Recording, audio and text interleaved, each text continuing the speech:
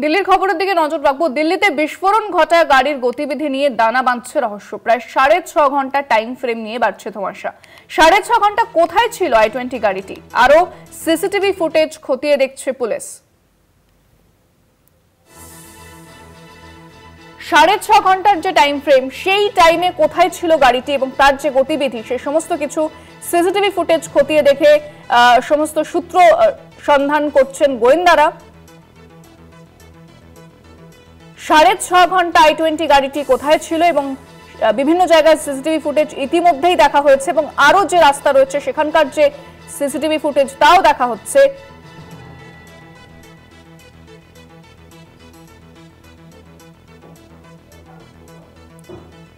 গাড়ির গতিবিধি নিয়ে ইতিমধ্যে দানা বেঁধেছে রহস্য।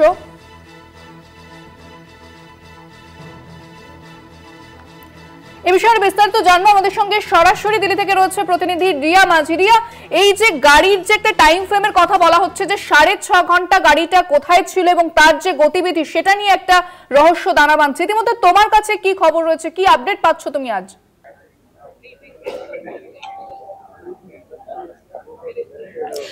একদমই ইন্দ্রাণী, তোমায় জানিয়ে রাখবো যে একাধিক রহস্যময় বিষয় কিন্তু সামনে আসছে, যার এখনো সেই বিষয়টাকে নিয়ে ধোঁয়াশা। কিন্তু তার আগে তোমাকে একদম স্পটের ছবি দেখাবো সরাসরি, যে যেই জায়গায় আমি দাঁড়িয়ে রয়েছি তুমি দেখতে পাচ্ছ যে দিল্লি পুলিশ ব্যারিকেড করে দিয়েছে। ঠিক এখান থেকে কয়েক মিটার দূরেই সেই স্পট, যেই স্পটে দেখা যাচ্ছে যে হোয়াইট কালারের যে পর্দা দিয়ে ঘেরা রয়েছে পুরো জায়গাটা, সেটাই হচ্ছে কিন্তু এক্স্যাক্ট স্পট। এবং ঠিক এই স্পটের আগেই যে জায়গা, যেখানে হচ্ছে যে একদম রেড ফোর্টের সামনেই যে জায়গা যেখানে রাখা হয়েছিল গাড়িটি পার্কিং জোনে, যেটা আমরা বারবার বলছি যে পার্কিং জোনে গাড়িটি রাখা হয়েছিল এবং সেই পার্কিং জোনে ছিল 3 ঘন্টা। এবং যে টাইম ফ্রেম বলা হচ্ছে বা দেখা যাচ্ছে, যেখানে দেখা যাচ্ছে যে টাইম ফ্রেম, সেখানে 7:30টা নাগাদ প্রায় ফরিদাবাদ থেকে গাড়িটি রওনা দিয়েছিল দিল্লির দিকে। এবং তারপরেই দেখা যায় যে বদরপুর যে টোল প্লাজা, সেখানে গাড়িটিকে লক্ষ্য করা যায় 8:13 নাগাদ গাড়িটি লক্ষ্য করা যায়। এবং তারপরে কিন্তু সেখান থেকে 8:20 তখন হচ্ছে Okhla petrol pump, industrial area Okhla, সেখানের একটি পেট্রোল পাম্পে গাড়িটি লক্ষ্য করা যায় 8:20 নাগাদ। কিন্তু এই 8:20 পরেই একদম 3:19 যেখানে দেখা যাচ্ছে যে গাড়িটি চলে আসছে পার্কিং লটে, রেড ফোর্টের যে পার্কিং লট রয়েছে সেখানে, সেই কমপ্লেক্সের থেকে একটু দূরেই যে পার্কিং লট রয়েছে, সেই পার্কিং লটে গাড়িটি চলে আসছে 3:19 নাগাদ। তাহলে 8:20 থেকে 3:19 মধ্যে গাড়িটি কোথায় ছিল তা নিয়েই কিন্তু ইতিমধ্যেই রহস্য দানা বাঁধছে। এবং এখানেই মনে করা হচ্ছে যে তাহলে এই যে 3:19 থেকে যে গাড়িটি ছিল পার্কিং লটে, এবং পার্কিং লট থেকে যেটা দেখা যায় যে 6:48 গাড়িটি বেরোয় এবং স্লো মোশনে গাড়িটি মুভ করতে থাকে। এই যে ঠিক আমার পিছনেই যেটা দেখা যাচ্ছে যে একটি যে সিগন্যাল রয়েছে, যেই সিগন্যালে গ্রিন এই মুহূর্তে সিগন্যাল রয়েছে, এই সিগন্যালই কিন্তু রেড কালার ছিল।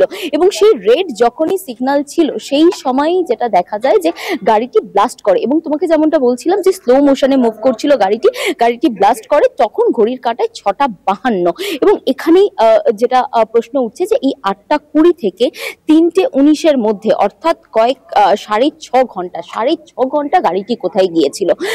এবং সেই কারণের জন্য কিন্তু একাধিক জায়গা, সেখানে ক্যানট প্লেস থেকে আরম্ভ করে অন্যান্য যে গুরুত্বপূর্ণ জায়গাগুলো দিল্লির রয়েছে, এবং যে লাইন অফ রুট ছিল গাড়িটির, সেই লাইন অফ রুটের যে বিভিন্ন জায়গায় যে নিয়ারেস্ট প্লেসে গাড়িটি যেতে পারে, সেরকম আনুমানিক বেশ কয়েকটি জায়গার কিন্তু ইতিমধ্যেই সিসিটিভি ফুটেজ সংগ্রহ করা হয়েছে।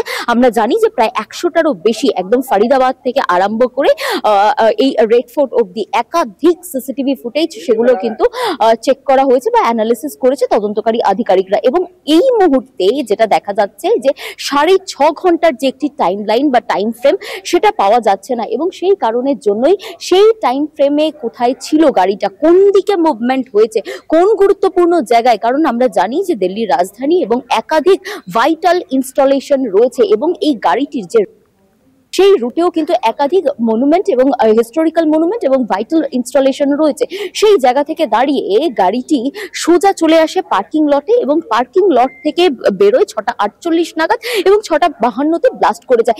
এই যে পুরো টাইম ফ্রেম বা পুরো ঘটনাটি ঘটানোর আগের যে 6.5 ঘন্টা কোথায় ছিল সেটা নিয়ে কিন্তু ইতিমধ্যেই রহস্য দানা বাজছে এবং সেটাই কিন্তু দেখার চেষ্টা করছে তদন্তকারী আধিকারিকরা। আমরা জানি যে এই মুহূর্তে এনআইএ এই ইনভেস্টিগেশন নিয়েছে এবং একই সঙ্গে তোমাকে জানিয়ে রাখবো যে এই যে গাড়িটি বা এই গাড়িতে যিনি স্টিয়ারিং এ ছিলেন সেটা হচ্ছে উমর তাকে নিয়েও কিন্তু একাধিক রহস্য, কারণ এই উমর যার কিছুদিন আগেই বেশ কয়েকজন সঙ্গী তারা কিন্তু ধরা পড়েছিল, ডাক্তার সঙ্গী তারা ধরা পড়েছিল এবং জম্মু কাশ্মীর পুলিশ গুজরাট এটিএস এর সঙ্গে যৌথ অভিযানে তাদেরকে গ্রেপ্তার করা সক্ষম হয়েছিল এবং ফরিদাবাদ থেকে কয়েক কেজি অ্যামোনিয়াম নাইট্রেট পাওয়া গিয়েছিল। ঠিক সেই যে অ্যামোনিয়াম নাইট্রেট পাওয়া গিয়েছিল যেটা তদন্তকারী আধিকারিকরা প্রথম দিকে বলেছিল যে তার সঙ্গে এখানের কোন রকম যোগসূত্র থাকতে পারে, কারণ যে ব্লাস্ট হয়েছে এখানে সেই ব্লাস্টের এতটা বেশি ভয়াবহতা ছিল যে ইতিমধ্যেই যাদের পিএম হয়েছে অর্থাৎ পোস্টমর্টম হয়েছে তাদের যে রিপোর্ট এসেছে সেখানে দেখা যাচ্ছে যে কিডনি থেকে লাংস, বোনস তো একাধিক সেটা টুকরো হয়েছে কিন্তু কিডনি থেকে লাংস সেটারও কিন্তু টুকরো হয়ে গিয়েছে এবং সেখান থেকেই কিন্তু কার্যত বোঝা যাচ্ছে যে কতটা এই যে বিস্ফোরণের যে ভয়াবহতা সেটা কতটা বেশি ছিল। এবং এই জায়গা থেকে তোমাকে জানিয়ে রাখবো যে এই যে স্পট রয়েছে ইতিমধ্যে তদন্তকারী আধিকারিকরা যারা বারংবার এই স্পট ভিজিট করছে এবং সেখান থেকে যে অ্যামোনিয়াম নাইট্রেটের যে নমুনা পাওয়া গিয়েছে এবং বেশ কিছু এক্সপার্টরা যারা জানাচ্ছেন যে শুধুমাত্র অ্যামোনিয়াম নাইট্রেট থাকলে এই ধরনের ব্লাস্ট হওয়া সম্ভব নয়, তার সঙ্গে ফুয়েল অয়েল মিক্সড ছিল এবং তার সঙ্গে ডেটোনেট সেটাও কিন্তু ছিল বলে, ডেটোনেটারও ছিল বলে এমনটাই কিন্তু অনুমান। যদিও এতটা বেশি ভয়াবহতা সেই কারণের জন্য ডেটোনেটরের কোনো অংশ এখনো অবধি পাইনি, কিন্তু এখান থেকে যে স্যাম্পল কালেক্ট হয়েছে প্রায় 50টারও বেশি স্যাম্পল কালেকশন হয়েছে, এফএসএল করেছে, সেই স্যাম্পল গুলো কিন্তু একে একে পরীক্ষা করা হচ্ছে এবং এফএসএল রিপোর্ট এলেই কার্যত স্পষ্ট হবে ঠিক কোন কোন জিনিস ছিল যার জন্য এই এত তীব্র ভয়াবহতা। আমি আরো একবার দেখাতে বলছি আমার ক্যামেরা পার্সনকে যে দেখাতে বলছি যেখানে সাদা একদম সাদা যে কাপড় দিয়ে সেটা পুরো অংশটাকে ঘিরে দেওয়া হয়েছে, কারণ এই যে জায়গা অত্যন্ত গুরুত্বপূর্ণ এই প্লেস অফ অকারেন্স, কারণ এই ধরনের ঘটনার ক্ষেত্রে এই প্লেস অফ অকারেন্স হচ্ছে একমাত্র জায়গা যেখান থেকে কিন্তু দফায় দফায় স্যাম্পল কালেক্ট করতে হয় তদন্তকারী আধিকারিকদের। ইতিমধ্যেই আমরা দেখেছিলাম যে ঘটনার দিনকে এনএসজি থেকে আরম্ভ করে এনআইএ এবং আরো অন্যান্য যারা এমার্জেন্সির এজেন্সি তারা কিন্তু এসেছিল এবং সেই জায়গা থেকে তারা প্রত্যেকেই তদন্ত করেছে, কিন্তু এফএসএল এর কাজ অনুযায়ী এফএসএল কিন্তু দফায় দফায় আসছে, এখান থেকে স্যাম্পল কালেকশন হচ্ছে এবং স্যাম্পল কালেকশন হওয়ার পরে সেটার রিপোর্ট তৈরি হচ্ছে। যদিও এখনো চূড়ান্ত রিপোর্ট হয়নি, তবে যেমনটা অনুমান করা হচ্ছে যে এই যে হোয়াইট কলার টেরোরিজম যেটাকে বলা হচ্ছে, তোমাকে জানিয়ে রাখবো যে এই হোয়াইট কলার টেরোরিজম তার সঙ্গে যে ডক্টর উমর তার যে সঙ্গীরা যে ধরা পড়ে গিয়েছিল এবং সেই কারণের জন্য তার কাছে যে অ্যামোনিয়াম নাইট্রেট ছিল এবং তার সঙ্গে আরো কোনো সঙ্গী ছিল কিনা সেটা কিন্তু এখনো স্পষ্ট নয়, সেই দিকটাও তদন্তকারী আধিকারিকরা নজরে রেখেছেন। তবে এই উমর যে কিনা ডাক্তার উমর সে পালিয়ে যাওয়ার চেষ্টা করছিল নাকি এই অ্যামোনিয়াম নাইট্রেট যেটা তার কাছে ছিল সেটাকে ডিসপোজ করার চেষ্টা করছিল। এই একাধিক প্রশ্ন সামনে আসছে, তুমি আমাদের সঙ্গে থাকো। আরো একটি তথ্য আমি জানাবো, যেখানে দিল্লি বিস্ফোরণে এখনো অজ্ঞাত 6 জনের দেহ, তাদের মধ্যেই রয়েছে ডক্টর ওমর নবী, যে ওমরকে খোঁজা হচ্ছে এবং ওমরকে খুঁজতে ডিএনএ পরীক্ষা ওমরের মা ও ভাইয়ের ডিএনএ পাঠানো হয়েছে এমসে। এই ওমর নবীকে দেখা গিয়েছিল সিসিটিভি ফুটেজে গাড়ির ভেতরে এবং তাকেই কিন্তু খোঁজা হচ্ছে এবং তার মা ও ভাইয়ের ডিএনএ পাঠানো হয়েছে এমসে। আমি এই বিষয়টা নিয়ে রিয়ার কাছে যাবো। রিয়া, ওমর নবীকে কিন্তু খোঁজা হচ্ছে এবং সেক্ষেত্রে তার মা এবং ভাইয়ের ডিএনএ পাঠানো হয়েছে এমসে, এই বিষয়ে তুমি কি জানতে পারছো?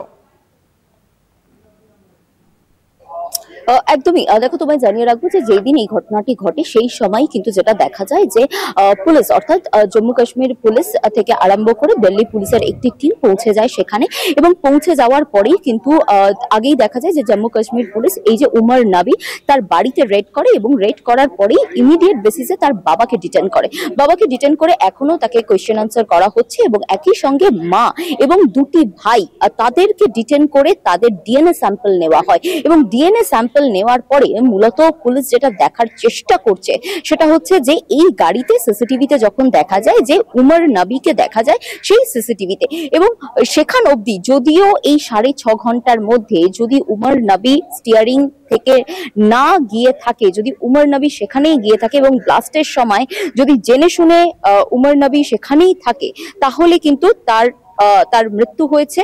এবং যদি মৃত্যু হয়ে থাকে তাহলে এখনো অবধি যে 6 জনকে আনআইডেন্টিফাইড, সেই 6 জন আনআইডেন্টিফাইড এর মধ্যে এই উমর নবীর দেহ রয়েছে কিনা সেই বিষয়টাই কিন্তু কার্যত স্পষ্ট হতে চাইছে তদন্তকারী আধিকারিকরা, এবং সেই কারণের জন্যই তার মা এবং দুজন ভাইয়ের ডিএনএ স্যাম্পল নেওয়া হয়েছে। সেই স্যাম্পল মিলিয়ে দেখা হচ্ছে এই আনআইডেন্টিফাইড বডিগুলোর সঙ্গে, এবং সেখান থেকে যদি মিলে যায় তাহলে তো তার মৃত্যু হয়েছে এটা কার্যত স্পষ্ট হবে, এবং যদি না মেলে তাহলে কিন্তু অনেক বড় ভয়াবহতার সম্মুখীন হতে পারে এই দিল্লি বলে এমনটাই মনে করছে তদন্তকারী আধিকারিকরা। এবং যদি দিল্লিও না হয় তাহলে আর অন্য কোনো স্টেট এই ভয়াবহতার সম্মুখীন হতে চলেছে সেটা নিয়ে কিন্তু যথেষ্ট ভাবাচ্ছে তদন্তকারী আধিকারিকদের। কারণ তোমাকে জানিয়ে রাখবো যে উমর নবী যার কাছে অ্যামোনিয়াম নাইট্রেট ছিল তা কিন্তু কার্যত স্পষ্ট, এবং সেই অ্যামোনিয়াম নাইট্রেট সহ সে পালানোর চেষ্টা করেছিল বলে মনে করছে তদন্তকারী আধিকারিকরা। কারণ তারা বলছে যে এটা সুইসাইডাল অ্যাটেম্প্ট নয় বলেই মনে করা হচ্ছে, বা সুইসাইডাল ব্লাস্ট নয় বলেই মনে করা হচ্ছে। এবং সেটা যদি না হয় তাহলে কি সেটা ডিসপোজাল করার জন্য উমর নবী সে অন্য জায়গায় নিয়ে যাচ্ছিল, এবং যদি অন্য জায়গায় নিয়ে যায় তাহলে কেন এতক্ষণ পার্কিং লটে ওয়েট করছিল, এবং যদি সেটাই না হয় তাহলে নিজে যদি মৃত্যুবরণ করে এই সুইসাইডাল ব্লাস্ট করায় তাহলে তার মৃত্যু হয়েছে কিনা সেই বিষয়টাও কিন্তু কার্যত স্পষ্ট হতে চাইছে তদন্তকারী আধিকারিকরা। সেই কারণেই কিন্তু ডিএনএ স্যাম্পল সংগ্রহ করা হয়েছে, এবং তারপরে তা মিলিয়ে দেখা হচ্ছে 6টা আনআইডেন্টিফাইড বডির সঙ্গে। একেবারে রিয়া, ধন্যবাদ, তুমি নজর রাখো। আমরা সরাসরি কথা বললাম প্রতিনিধি রিয়া মাঝির সঙ্গে। অর্থাৎ ওমরকে তো খোঁজা হচ্ছেই, যে সে কোথায় রয়েছে তার মা এবং ভাইয়ের ডিএনএ পরীক্ষার জন্য দিল্লি এইমস ইতিমধ্যেই পাঠানো হয়েছে।